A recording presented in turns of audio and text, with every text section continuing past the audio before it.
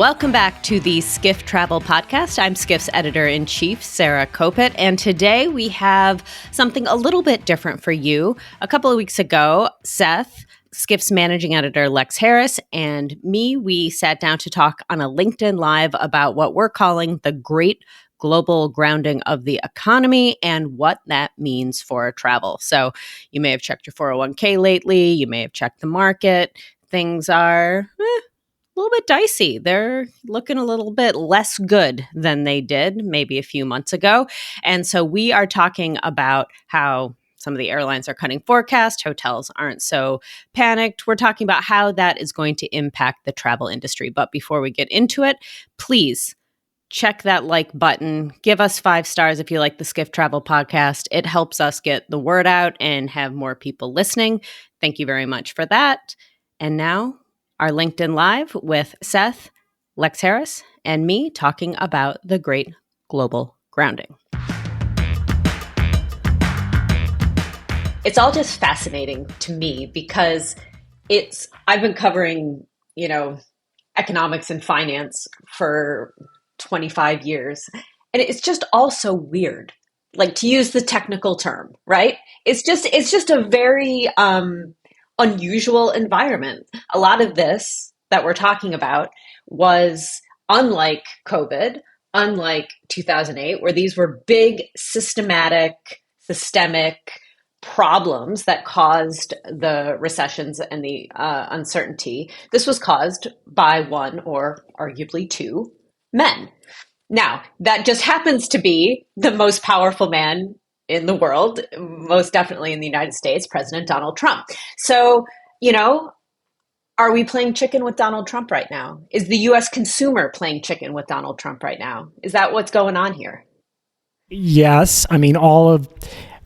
First off, it's just striking how quickly things turned, right? It's hard to overstate how excited everyone was post-election, the outlook going into the new year. It all turned in like the last 2 weeks. All of a sudden, everyone's like, oh my God, there's gonna be a recession. We're all scared. It all started, in my opinion, with you started to hear comments from Treasury Secretary Trump himself, who is, the biggest booster of them all, unwilling to say there won't be a recession. He kind of deflected when he was asked about it. Then you had in quick succession, something that hits very close to home for us, Delta coming out with its forecast. It is important to note, and Seth's scene setter was so perfect, the president can only do so much, right? It's not the economy, it's $25 trillion economy, whatever it is, it cannot be, policy only affects it so much. So when I kind of take a step back, what I see is people are still spending, people still have jobs, the rich are still really rich. And then in real time, we're calling as many sources as we can. And other than Delta and some of the airlines, business is kind of holding up. So that's what we're watching for. And that's where I'm at right now is people spending, rich are still rich. And we're not seeing richer. Evidence. They're not even just still rich. They're just getting richer all the time, And yeah. For I think Lex's point is incredibly well said. And for me, it comes back to that uncertainty thing. And this is true both, by the way, in the U.S. and internationally. For some of us wondering, what does this mean for the global tourism and the global economy? There's only so much that the president can directly do. It's really well said. When businesses start to delay investment or delay hiring or delay backfilling or replacing their natural rate of attrition in terms of people quitting or retiring from the workforce, that's when things get scary. And so there is very much a kind of a sentiment, a confidence and a sentiment component to this, which is why people talk about, can you talk yourself into a recession? Where it's like, if we don't get clarity about what we're doing, even if it's up, good or bad, just clarity, then businesses can't plan their hiring, and if they can't plan their hiring, then people start to lose jobs. Then it's no longer what Doge and Elon Musk does. Then it becomes the invisible hand of the market of millions of consumers voting with their wallets, and that's when things start to change in a real fundamental way. Well, we just got some numbers actually about consumer sentiment, 2.5 hours ago. And it was really, really interesting. It was kind of like this contradiction that we've been talking about just came right out in those numbers too. The market was gloomy. What were some of the other words they used, Lex? It was, it perfectly captures, as you just said, everything we're talking about. It was sentence after sentence saying like, it's the worst ever. It was like worst decline in, I don't know if it was 12 years, worse than 25 years, worse just in a million years, basically. But then we're still going on vacation. Exactly. We're still going to travel. And that's the part for, this crew and most of the folks listening who are members of the travel industry. It's kind of the head scratcher a little bit. And it's like, all right, well, what do we do now then? What does that mean for us? And what does it mean and I think the answer is we're waiting to see. That's the game. That's the game of chicken that we're still kind of talking about. Yeah, well, we are playing chicken in a sense. I think that there is an element of make hay while the sun is shining, right? I think that like everyone. Let's get as many metaphors as we can into this conversation. Mix our metaphors, yeah. Yeah, exactly. With Lex, our managing editor here, being like, cut those metaphors. Say what you mean plainly. No, I think that what's funny is that confidence, terrible. What's your confidence about the economy? Terrible. What are you going to do? I'm going to take my vacation. I need a break from all of this. I need a break. I need to zone out from the news and from Trump. And as long as you still have a job and you have income, and if you're also a luxury or wealthier traveler, right, then go for it. And I think that's sort of what we are. That's sort of the contradiction too of what we hear from, Skift's own reporting. When we talked to. I showed up a clip from Sinesta, which is a large hotel group. Showed a clip from Carnival, and they're like, Carnival onboard spending looks great. Like as soon as mom and dad get to turn off the TV and stop listening to Trump, they're swiping that credit card at the Carnival, whatever, right? Like it's happening. So, but that is the key. You said like, because it's not just like, to hell with it, I'm going to take a vacation. It's like they can. Nothing bad enough has happened to cause you to shift what you would do. And vacations and travel are an important part of household budgets right now. Is it at risk? As you said, Seth, you're not saying there won't be a recession. So what will it take for it to turn? And the vibe alone isn't enough to make a turn.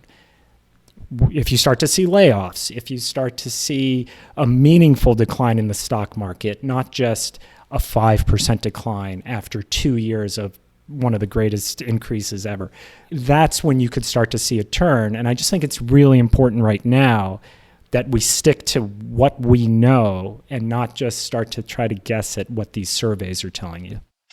So let's talk a little bit about the luxury traveler. We were just, I read a lot of kind of analysis or guessing in other publications about, really like, is the luxury consumer and for us, the luxury traveler, the ones that are really propping up the whole business? Is that what's actually happening? Now, maybe the Carnival Cruise outlook is an indicator that says, not really. Not really, it's, obviously that part of the business is strong and will, as we have found, will continue to be strong. Everyone we talk to that's the one thing people can pretty much agree on, is that luxury is here to stay. But what do we think about that? Do you think that this is an economy being propped up by the rich? I think the latest stat we've seen on it is the top 10%, so this is households making over $250,000 a year, account for 50% of consumer spending, which is a huge amount. And a lot of that is driven not just by high incomes, but high levels of assets, so stock market and housing wealth. And so again, until that turns, and I would also say, like, that's not good, right? It doesn't feel like a healthy economy. That's like I would put that out as a risk, but it's just, if you're talking about where the industry is right now, that's where it is, and it's at least short-term sustainable. I think it's worth pointing out to an extent that it's the exact ratio of the top 10% support X percent of travel will vary from year to year, and maybe it's higher than it's been. It's ultimately been like, it's always going to be some formula of that. Like, I think one of the important things I like to remind myself is that travel itself, travel in any form, leisure travel in any form, is a luxury. When we've done some like census-based survey work, there's a shocking amount of American households that don't take any vacations at all. They just can't afford to. They don't have the time, whatever, right? And so, we are in net, like, it's kind of part and parcel of being a discretionary purchase. That said, I think that travel is the single most aspirational thing that anybody can purchase in pretty much globally at this point. And that's true across all chain scales, across mid-scale, upscale, luxury. And so I think people remain very determined to travel. Certainly the most dollars are going to come from the luxury travelers, but I wouldn't count out like an economy or mid-scale segment either. Like, I think that you could potentially see like I'm sort of hollowing out of the middle, where people in the middle trade down and say, look, I need a vacation. Travel is a part of who I am. It's how I build my identity. It's how I do the things I love. It's how I see the people I love. And also business, how I get business done. I need to do it. But if I can't afford X, then maybe I can afford something a little cheaper than X. And then you've got the luxury folks who are like, Sarah, we love talking about White Lotus. Who are like, White Lotus, wellness, spend, all that stuff. And so I think it's supported by luxury. I would not count out, though, the middle class. I would not count out the middle class.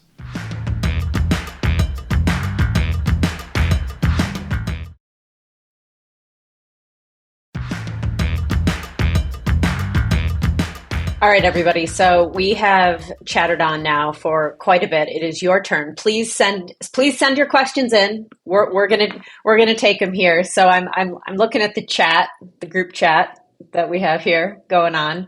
I'll take this first one. Here we go. I am more interested in how an economic slowdown may impact Americans traveling outside the U.S. What are your views on what?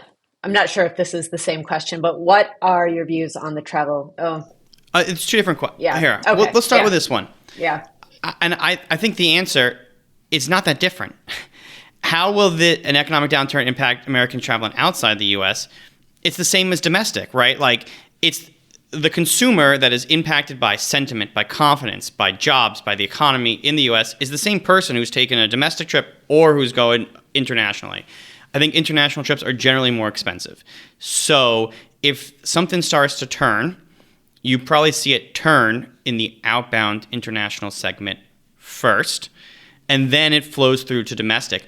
But ultimately, the trend and the directionality for them is effectively the same. Like, you cannot see I think the only way you could see a distinction between domestic and outbound is kind of back to our earlier discussion, is there is that upper 1%. There is that like ultra luxury customer. So I'm just kind of, we're answering live on the fly. I'm just thinking through a little bit. Like, I think like if there is a divergence between, one thought could be if there's a divergence between the stock market and the real economy. So if middle class folks lose their job, but the stock market rallies and the 1% stays wealthy, then maybe you could see a divergence. But generally, these things are going to be correlated, in my opinion. What do you make of it, Lex? Yeah, I think it's the same forces that drive it. I do think I agree with you. It'd be the first to go, just by virtue of it being more expensive. So if we were saying we now had to get to a point where we cut back, you're going to see more domestic travel, I would think. Again, I actually wanted to take it where my head went straight to was, as we were talking about, a slightly rosy scenario for where things stand. I did want to get into some of a risk of what could go wrong. And I am very focused on government spending cuts right now. And that's a big debate that has not been in the headlines other than Doge, but we're talking about things much bigger than Doge, and that's still to come. And so that's when that's a debate that's going to happen. We don't know how it's going to turn out. And that's when we'll be able to answer that kind of a question more in the coming months. I would also just add, I'm just thinking out on the fly here, because these are not real uncoached questions. Outside the U.S. too, I also suspect that business travel is a larger component of international travel. The McKinseys of the world do a lot of international travel. So there's probably a larger share of business spending share of outbound than in domestically. And so that comes down to not just consumer confidence, but business confidence and CEO confidence. And again, that it all comes back to this. I like the way Sarah said it. It all comes down to, we are in a sense playing chicken with Trump and with confidence and with the stock market. And if we just get if we can get our mojo back, right, get our game back, then maybe we avoid this thing, or maybe the hard data, which is like the unemployment data, converges to meet the ill will of the soft data, and then things will be pretty rough, quite honestly.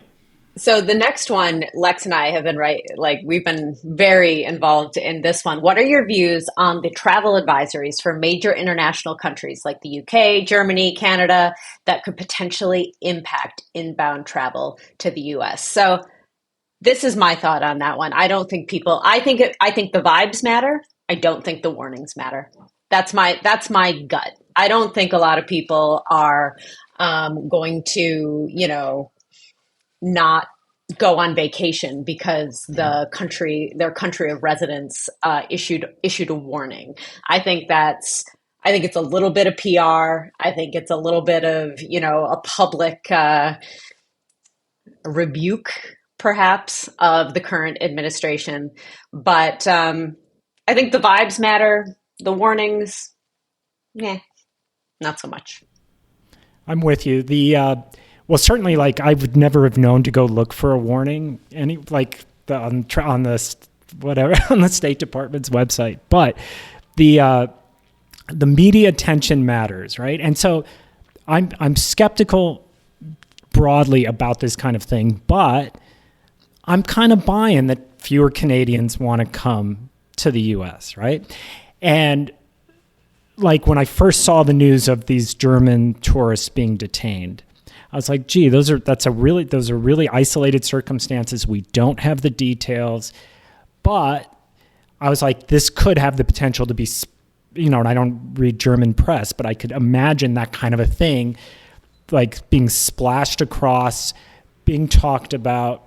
And I don't know, if you're planning your trip and you're in Europe, do you say, I want to go to America right now?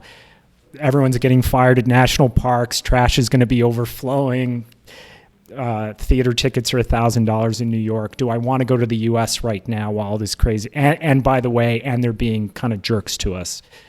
And so I could imagine at the margin it having an impact. Maybe this is me being a skeptic or just a dumb, arrogant American. But I think, Lex, you've raised a really good point, which is I like your distinction there, which is that they're being jerks to us right now, which arguably we are. I don't think that impacts travel as much as people think. And I think that the State Department stuff matters. I think the worry of, if I go for a national park trip, will the parks be open? If I go to New York City, will I be able to afford theater tickets? I think those are the real concerns that matter much, much more. And, to the extent that tariffs fuel inflation or stronger U.S. dollar and make tickets more expensive, to the extent that federal cuts actually don't just cut spending, but cut the ability to keep important national parks and tourist attractions open, that to me matters a lot more than, is there a warning for X, Y, and Z country, or were they mean to us in a head, would I read a mean headline? I think that matters. I don't think it matters as much as people think it does. My opinion. I agree. I'm still watching. It's kind of like the whole, now people don't want to drive a Tesla. What does it say about you? So again, I don't know what they're saying in different European neighborhoods, but it's like, oh, where are you going on holiday? I'm going to the United States. Why are you doing that? Could it escalate to that kind of it is a tarnished brand, in other words, you know what I mean? That's true. In some ways, or at least it risks getting there. And why discourage people from visiting is what I would say. Well, totally, in terms of being a cell phone on the brand. This is a plug. We are putting some more market research out into the field in Skift Research. So we're going to try and quantify how much that sentiment shift matters. Well, and Lex, we were talking about this morning, just the story that broke yesterday with the, editor-in-chief of The Atlantic being in the group chat. And so when Europeans read that story, what do you What do you think? Like, are you going to come? Are you going to hit, buy on that plane ticket or whatever? We've got a question here. Do you feel the U.S. will become less competitive as a travel destination compared to other countries that are easing travel restrictions? I think the point of this whole discussion is basically yes, right? We're without even reading that question out loud, we're basically answering that question. Like, brands matter. There's a reason why Marriott invests in brands. There's a reason why destination management organizations invest in brands for their nation. And the USA has a brand. And I think that's what our DMO is called. Visit USA. Brand USA, I'll say too. I should have known. I'm sorry, Brand USA. I'm sorry. Don't hate me. There's data there, and there's reporting that we don't have yet. That is something we're very interested in. So we're talking about the sentiment, right? Do you want to travel to the United States? And I think people still want to. It's still like a destination. But then there's the practical thing, and we did so much reporting in the past 2 years about visas and just the practical parts about traveling to the U.S. And there have been a lot of improvements, and what we don't know yet is if they're either cutbacks that delay visa processing, or two, more vetting for security reasons that delay visas, all of which just make it more difficult to come. And if you make it more difficult to come, fewer people are going to come. And that's something we're watching closely at. We don't have reporting to back that up. It's just data points to watch in the coming weeks and months. Yeah, I think, look, I'm not trying to be the one who's like always, I guess I'm a natural half full kind of guy. I would point out again, back to the context. Inbound travel to the United States is about 9% of the U.S. tourism industry. In the past, when things were different, it was closer to 15%. So we're talking in the order of magnitude of 10 to 15% of inbound travel. $150 billion the last year that we have really good, firm, official government data. $150 billion of inbound travel spent to the United States. In a $1.6 trillion travel economy in the United States and a $10 trillion travel economy globally. So as Americans, we do love to think that we are the center of the universe. Obviously we are, right? Greatest nation ever, something like that. But $150 billion of inbound travel to the United States at risk in a $10 trillion tourism economy, I think that that's good perspective too for people like at home and listening, that like there are other global economies out there besides the United States. There's India, there's China, there's Europe. There are our domestic markets. So there is a lot happening out there. I'm not saying that all those are rosy either. There's plenty of challenges for economic growth in the US, challenges for economic growth in Europe, challenges for economic growth in China. There's plenty of risks out there. That's why we downgraded our outlook forecast. But I do want to highlight that context because I think it can be scary, right? Like I read that the Wall Street Journal said, if we lose 10% of Canadians, that's $2 billion of travel spend. $2 billion is a huge number. We can't imagine $2 billion. It's a $10 trillion global economy, right? So for tourism. So these numbers can be a bit tricky sometimes. I think that's just important to say. All right. I think we have our last question here, which I think is a good one to end on. And I'm going to limit the two of you, and I will go as well, to one word. Yes or no, okay? And then we can talk about it a little bit more. Can we expect uncertainty for the rest of Trump's term? Lex, yes or no? Yes. Seth? Yes. Okay. Yeah. Okay. So there we go. Yeah. I think the thing that we've done, I covered Trump 1.0. Lex, I know you did too. Like, it was interesting right after the election. I forget what we were doing, Lex. It's been a blur these last few months. But I was like, oh man, I forgot what this is going to be like. Like, yep, here we are, off to the races. Here we go. For the next 4 years, this is what it's going to be like, because it all came flooding back. Exactly what it was like the first time. So yes, dear listener, you out there asking this question, can we expect uncertainty for the rest of Trump's term? I'm afraid so. But I do think the market will live with this uncertainty. That is one thing that I think will happen. That's my gut on it. The market will start to price in some of this stuff, right? Like I don't want to get too whatever economist, but like there will be an adjustment. This is what's kind of bullshit thing that sounds smart. That doesn't say much, but like there will be a risk premium that's going to get baked into the stock market, right? And like valuation will adjust for a more uncertain, more volatile environment, and then we'll go from there. And I think that like certainly the headlines and the policies will keep us guessing, but I think ultimately we can. I don't know. We'll see, but that's my view. Lex, closing thoughts on this? What Seth just said sounds right to me. I think will it get priced? Like I already am over tariffs a little bit. It's like they kind of jumped the shark, and it's like, but there's a lot of stuff that needs to get figured out through the rest of the year. Like this big beautiful bill, tax cuts, spending. We don't know what that looks like. It's all going to get ugly. I don't know. Okay, I have one more question. I just have to ask. Yeah. Yes or no? Does Elon Musk stay in the Trump administration for the entire term? Oh, entire term. That's tough. Like for the next 4 years, will Chainsaw Elon be a part of all of our lives? I'm going to go with no 4 years, but yes, longer than perhaps some of the skeptics think right now. For the sake of controversy, although Lex kind of agrees, I'm going to go with yes. I think he's got longevity. Don't count him out. Or count him out. Well, no. I go with no. I think he's out. I think he's out as soon as business takes too much of a hit. Interesting.